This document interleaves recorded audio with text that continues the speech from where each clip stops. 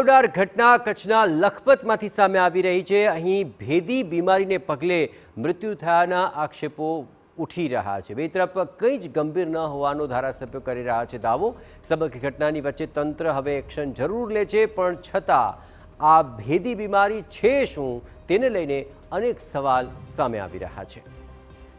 કચ્છનું લખપત અને અબડાસા ભેદી બીમારીને ઝપેટમાં હોવાનો દાવો કરાઈ રહ્યો છે। ખુદ તાલુકા પંચાયતના જ પૂર્વ સભ્ય હુસેન રાયમા દ્વારા આ દાવો કરવામાં આવ્યો। તેમનું કહેવું છે કે છેલ્લા 15 દિવસમાં લખપતમાં 12થી વધુ લોકોના મૃત્યુ નિપજ્યા। દર્દીમાં ન્યુમોનિયાનો તાવ જેવા લક્ષણો દેખાયા છે।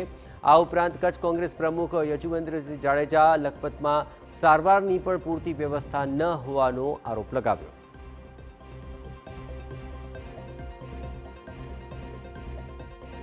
કચ્છ જિલ્લાના લખપત તાલુકાના બેખડા ગામમાં છેલ્લા 2 દિવસની અંદર એક જ પરિવારના 4 લોકોના મૃત્યુ થયા છે।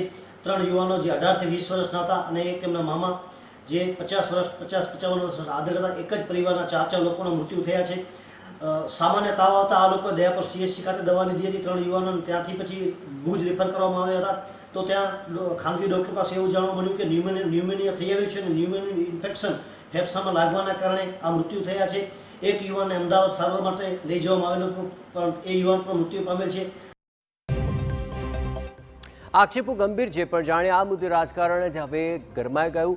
એક તરફ ખુદ કચ્છના જ ધારાસભ્ય પ્રદ્યુમનસિંહ જાડેજાએ આ આરોપોને નકાર્યા છે। તેમનું કહેવું છે કે મૃતકની દરેક ઘટનામાં અલગ અલગ કારણો સામે આવ્યા છે। વિરોધ પક્ષવાળા ખોટી રાજનીતિ કરી રહ્યા છે। બે તરફ કચ્છ કોંગ્રેસ પ્રમુખ યજુવેન્દ્રસિંહ જાડેજા લખપતમાં સારવારની પણ પૂરતી વ્યવસ્થા નથી તેવા આક્ષેપ લગાવ્યા। જે લોકોનું મરણ થયું છે ખૂબ જ દુઃખદ પ્રશ્ન કહેવાય અને બહુ ગંભીર કહેવાય। આપણે ખૂબ જ દુઃખ છે, પરંતુ એવી કોઈ વાયરસ કે કોઈ બીમારી આવી પડી હોય જેમ એક જ રોગના લીધે કોઈ ગુજરી ગયું એવું નથી।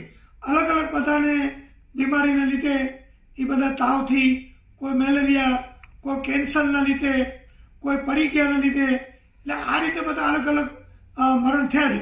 આજ લખપત તાલુકો જે છેવાડાનો તાલુકો છે, ત્યાં કને ભુજ આવતા પણ 100 કિલોમીટર થાય, ત્યારે ત્યાં કને જે આરોગ્યની વ્યવસ્થા છે એ દુરુસ્ત થવી જોઈએ। આજે એક જ માત્ર ડૉક્ટર ત્યાંની PHC સેન્ટરમાં છે, ત્યારે ત્યાં કને નર્સિંગ સ્ટાફ અને ડૉક્ટરો વધારે મૂકી અને આના જે લોક અસરગ્રસ્ત છે એમને આઇસોલેશનમાં રાખી અને તાત્કાલિક ધોરણે આ જે બીમારી છે એ બીમારી આનું નિરાકરણ આવે એવી સરકાર તરફની વિનંતી કરીએ છીએ। આ સમગ્ર મામલે કચ્છ કલેક્ટરે કહેવું છે કે આરોગ્ય વિભાગની 22 ટીમો દ્વારા સર્વેલન્સની કામગીરી શરૂ કરાઈ છે। પ્રાથમિક દ્રષ્ટિએ ભેદી રોગચાળો એ કોઈપણ પ્રકારની ગંભીર બીમારી હોવાનું નથી લાગી રહ્યું। ભેખડા ગામમાં બાળકોના મૃત્યુ પણ સામાન્ય તાવથી થયા હોવાનું જ સામે આવ્યું છે। જોકે સતર્કતાના ભાગરૂપે મૃતકોના પરિવારજનોના સેમ્પલ્સ લેવાયા છે। પશુઓના લીધે તો આ રોગ નથી ફેલાયો ને એ દિશામાં પણ તપાસ હાથ ધરાય છે।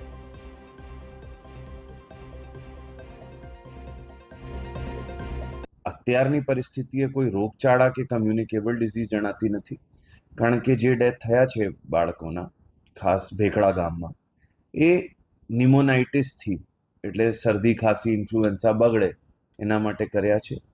ડેથ એક જત કમ્યુનિટીમાં જ જોવા મળ્યા છે, એટલે ક્યાંય ના ક્યાંય કદાચ એનિમલનો કોઈ કન્ટેમિનેશન રૂલ આઉટ કરવા માટે અહીંયાથી પશુપાલનની ટીમે ગઈ છે। H1N1 એટલે સ્વાઇન ફ્લૂના સેમ્પલ બધા લઈ લેવામાં આવ્યા છે। એના પરિવારજનોના જે સેમ્પલ હતા એ ક્રિમિયન કોંગો ફીવર, H1N1 પણ રૂલ આઉટ કરવા માટે લઈ લેવામાં આવ્યા છે। તો સતત વકરી રહેલા વિવાદ વચ્ચે આરોગ્ય મંત્રી ઋષિકેશ પટેલનું નિવેદન પણ સામે આવ્યું અને કહેવું છે કે આરોગ્ય નિષ્ણાતોની ટીમ દ્વારા પહેલાં જ કામગીરી શરૂ કરી દેવામાં આવી છે। નિષ્ણાતોની ટીમ સાથે અદાણી કોલેજમાંથી પણ એક ટીમ અસરગ્રસ્ત વિસ્તારમાં પહોંચી હતી। મૃત્યુનું કારણ શું હતું તેનો રિપોર્ટ 2 દિવસમાં આવશે અને પછી તે મુજબ પગલાં લેવાશે।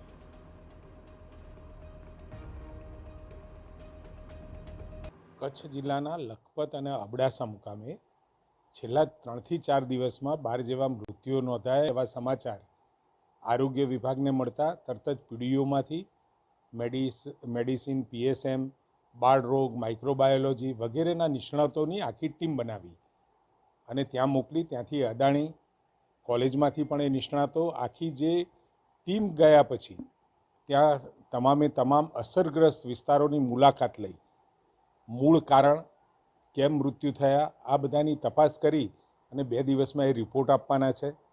અને એ રિપોર્ટના આધારે તરત જ આ બાબતે આગળ કોઈ પણ પ્રકારનું સંક્રમિત રોગ હોય તો આગળ ના વધે એની પગલાં લેવા માટે, અને તેમજ આવતા સમયની અંદર કદાચ સંક્રમિત ન પણ હોય તો એ બાબતે આરોગ્ય વિભાગ તાત્કાલિક પગલાં લઈ અને એને અટકાવવા માટે એ કામ કરશે.